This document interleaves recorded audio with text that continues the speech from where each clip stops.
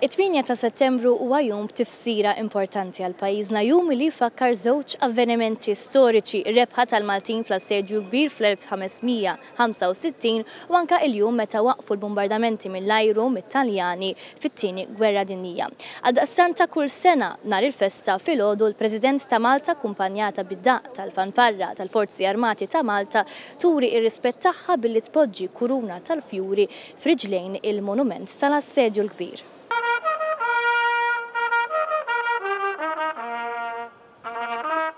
Bla dubju li attività bħal din tiġbed l-attenzjoni tat-turisti li jkunu qed iżuru l-belt kapitali tagħna.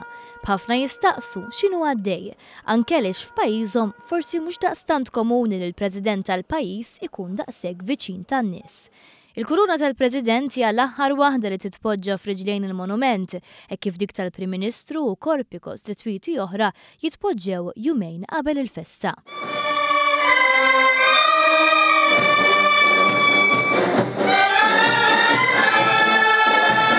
Fil-waqt li turisti marru l-Belt Valletta, il-Maltini li għandhom għal-qalbhom l-aspett reliġjuż ta' 8 ta' Settembru l-festa ta' Marja Bambina għażlu waħda mill-lokalitajiet madwar Malta u Għawdex li jiċċelebraw din il-festa. One News ġie jżur il-briju illi jafu joħolqu ir-residenti tan-Naxxar.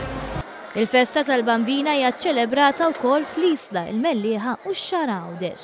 U m'għandniex xi ngħidu, kulħadd jaħseb illi tiegħu l-isbaħ. Peress li n-Naxxar huwa pajjiż antik ħafna, l-ewwel ħaġa jiġu għall-kultura tagħna u n-Naxxar, għall-Knisja u għandna ħafna affarijiet antiki. Dis-sena ġew ħafna turisti biex jaraw il-marċ, in-nar, u dis-sena kellna xi ħaġa differenti għax kellna ir-reddina tagħna nagħmluha kbira ħafna u ġiet vera tajba. Ngħid għalija bda kont żgħira noqgħod raħal ġdejt mill-gwerra law ġejna noqogħdu waw.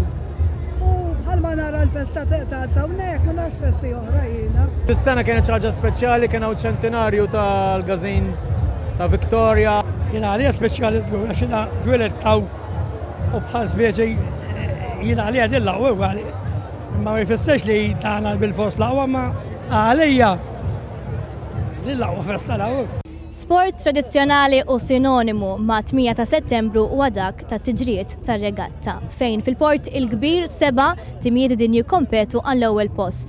Ma jonqos l-appoġġ tas-segwaċi li kemm min-naħa tal-belt kif ukoll minn fuq il-forti qegħdin isegwu dawn it-tiġriet. Iżda ir-regatta li naraw illum baqgħet l-istess bħal ta' dari ċali Akwilina li kien qaddif stqarmana li t-tiġrija inbidlet minn żmien missirietu għal żmienu u tkompli tinbidel illum. Inbidlet ħafna fimni għax niftakar il-missirietna nitkellmu.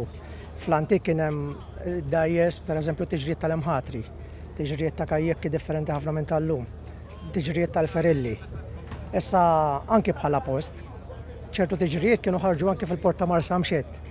Imma tradizzjonalment ma' żmien mbagħad dejjem nafu li t-tiġrija ta' 8 ta' Settembru jum il-Vitorja hija marbuta mal-port il-kbir. Għalhekk għal-festa waħda pajjiżna jaf joffri 3 tipi ta' ċelebrazzjonijiet kompletament differenti.